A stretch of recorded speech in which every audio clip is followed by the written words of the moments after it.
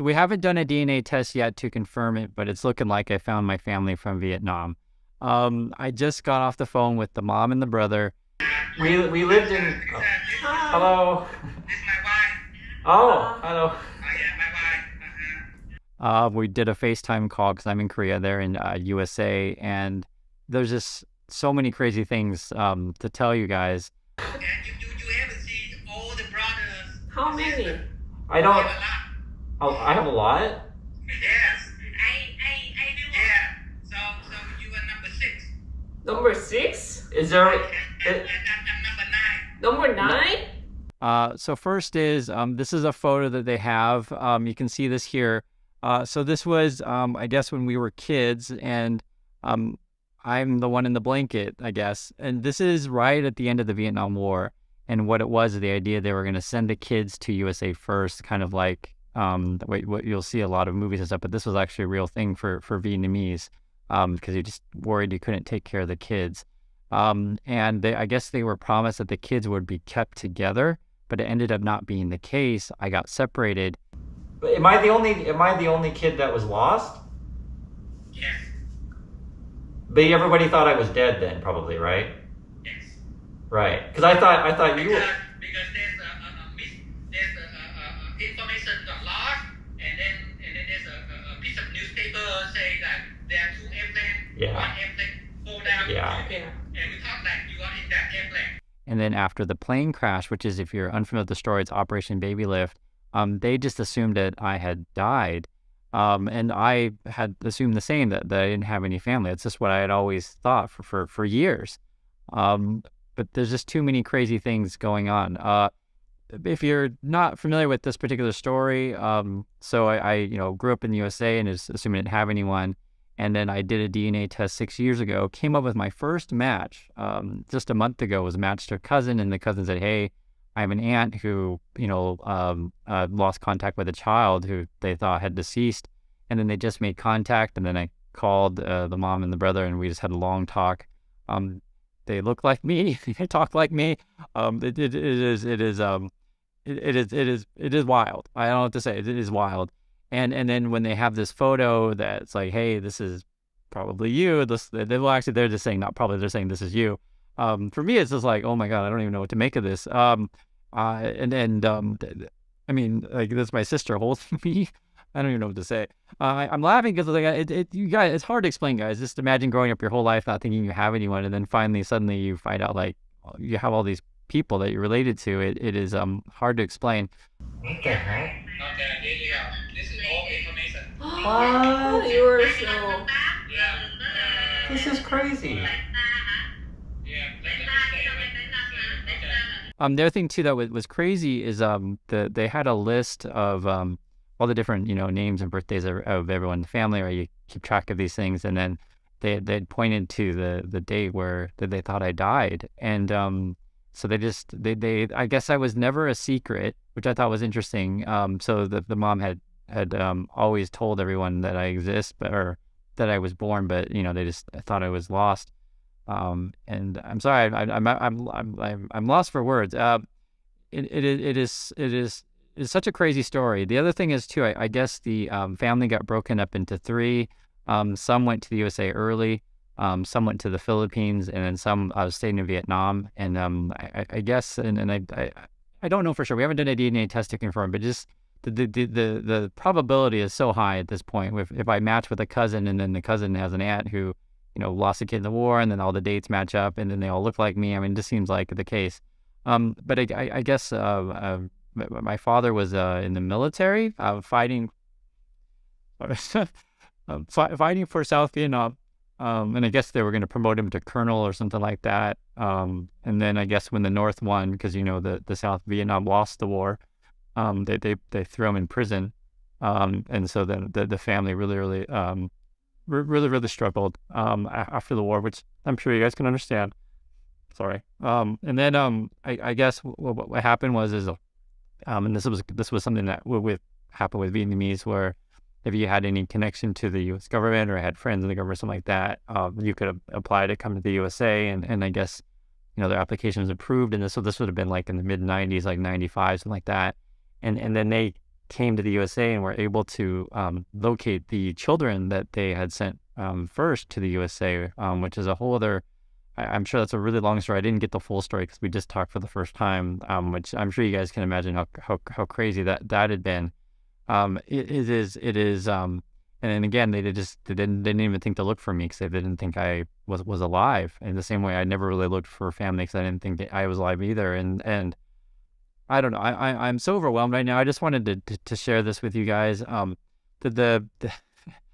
thing that was funny about it is I never really met people that look like me. I've met other Vietnamese people before, right? It's not like I have never met a Vietnamese person in my life. Even we lived in Saigon a couple of years ago as well, but not that many people look like me in particular. And talking to the brother, I just kept thinking, yeah, he looks like me. They look like me. I'll share more details as I get it. We'll probably try to go to the USA, soon. They live in Virginia, so we'll try to visit. But I guess there's a lot of brothers and sisters. I'm one of 9, which if this is even more crazy. I know. I was like, what? The whole time. And I mean, I'll show you guys a picture again. You can see my wife and I's face. I mean, I'm just like, what? I mean, this the whole time. I'm just like, what? None of it seems real. It's so hard to explain. You live your whole life thinking that there's no one out there like you, and that there's no one, that you're close to or anything like that. I mean, it's like my whole life has been like that. And so I'm so used to that. And then to find out you have a family is just, I don't even know what to say. That's what I'm telling you guys. I'm just sharing feelings with you. We just got off the phone, and I don't know what to say. Other than this is the wildest story. I mean, it's wild. I mean, this is me, and it's wild to me. I can't imagine what it sounds like to you guys. And I was just thinking about, when you go through life and you think you're different than everyone else, or you think you don't belong anywhere, and the thing I think about is that everyone has someone out there that are going to understand you and love you unconditionally. There's going to be people out there for you. Learning about, they're telling me about different brothers and sisters. They're all pretty smart. The brother has a sense of humor. The crazy, I think the craziest thing about this thing, it wasn't like talking to total strangers. It was like talking to people that I guess you could say family. I've never really had this experience. It's so weird. And before, to be honest as well, I didn't believe any of this stuff, I guess, before. I just didn't. I mean, I did the DNA test. I had a match with a cousin, and it's just like, okay. I mean, is there some sort of mistake? It's like the DNA company, screw up or something like that. And then when they put the pieces together, they have this list. They show me the dates and stuff like that. She kept the articles of the plane crash. So they were well aware. I mean, they have this old newspaper articles from the 70s. And then they have the photo. I'm like, that's you. And you can see, I don't even know what to make of this. See a sister holding me.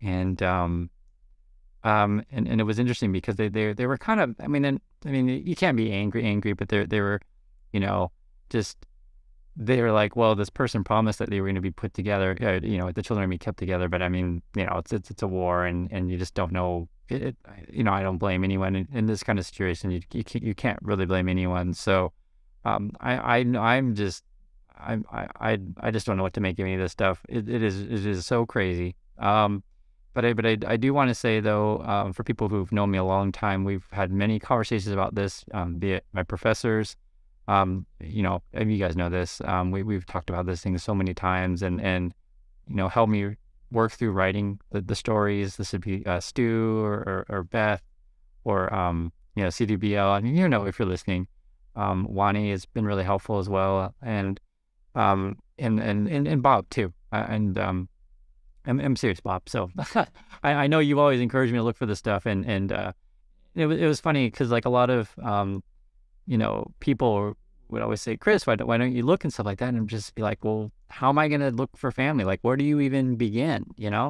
And with the power of technology, like you can actually do a DNA test and find relatives. It is crazy. The other thing too, what I thought was really funny about this whole story was the whole thing doesn't work unless the cousin, right, decides to do a new DNA test, because the family had no reason to do the test because they didn't think there was anyone to find, and the cousin's like, you know what, I'll just do it because why not, kind of thing, because it happened, and then it turned out like, hey, there could be a match or something like that. Like you could be the long lost kid that everyone was talking about. Um, I know I'm not making any sense. And it's so wild to me. And growing up through my life and just sharing with you guys, it's you come a point in your life where you kind of accept your circumstances, right? And you learn to deal with it, and to have like something like this is like completely change like everything, and that's it.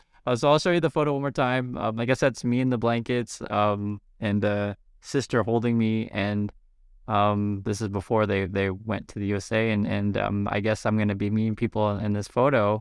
I'm sorry, I'm a loss for words. Usually I have a lot of things to say about this stuff, but it is such a shock, and I also just want to say thank you to everyone who supported me out throughout these years. This is well before I was doing YouTube and stuff like that. I mean, we've talked, like I said, we've talked about this stuff for a long time, and I just never thought anyone was out there. Like, why would I think that? I mean, it just seems so impossible. And one thing that actually I just want to share with you occurred to me. I asked the question, to the mom, what did you eat when you were pregnant? And she actually said very, very clearly, she ate a lot of vegetables and tried to eat a very healthy diet. They used the word Ozawa diet, which I thought was really interesting. And she was saying too that she liked to spend a lot of time swimming in the ocean. I guess they were in Nachang, and which is, my wife and I actually went there. I'm a water person and a beach person, so I guess that's you can hear it from the family, I guess. And the other story, which I've said many times, if you guys ever heard the story, where when I was a kid growing up in the USA, all the other kids wanted to eat ice cream and these kind of things, and I never did. I never really had a sweet tooth like everyone else, and later in my life, I was thinking that probably my mom ate really, really healthy, and then therefore I grew up with a certain kind of taste buds that was like that. So I just wanted to share that with you guys. I know I'm a loss for words. It's just really, really hard to explain. I'll try to update the story. Well, people are going to ask next, are we going to USA? Yeah, we'll try to figure out what we can do regarding that, and share the more stories with you guys. And it is wild. I don't know what else to say. So thanks for watching, everyone, and again, thank everyone for your support.